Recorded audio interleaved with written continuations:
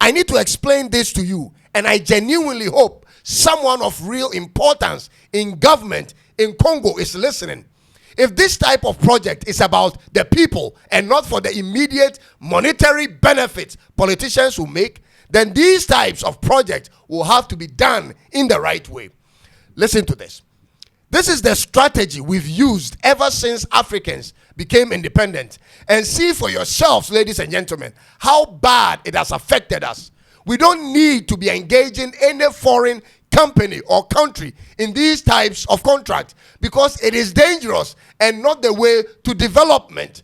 Projects like pipelines are of national security interest and assets. You cannot commit it into the hands of foreigners. Do you know how China did it? China invested resources into training their own people in how to build such edifices. From railways to sky trains to bridges and pipelines, they learned to build them themselves. And I'll tell you why it's super dangerous to involve outsiders in such projects. You will never know the political situation and relationship between the two countries in the next 25 years. And in 25 years, you may be left with nothing but junk.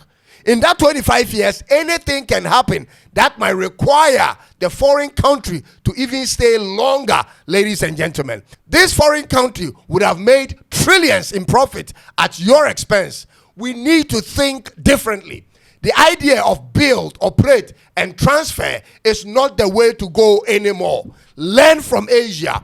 Put your people through an educational system that will produce the type of engineers and scientists you need for such projects. When that is achieved, ladies and gentlemen, we can build anything ourselves. This is not rocket science, ladies and gentlemen. There is nothing so difficult about building and operating a fuel pipeline.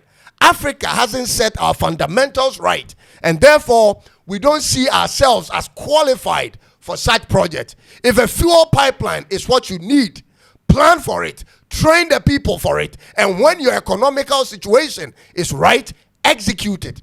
How did Russia learn to do it? How did the USA and Germany and Japan do it? How did they learn to do all these things, ladies and gentlemen? You are forsaking science and technology. You are forsaking engineering and manufacturing and busily pursuing arts. How would you undertake such project, ladies and gentlemen?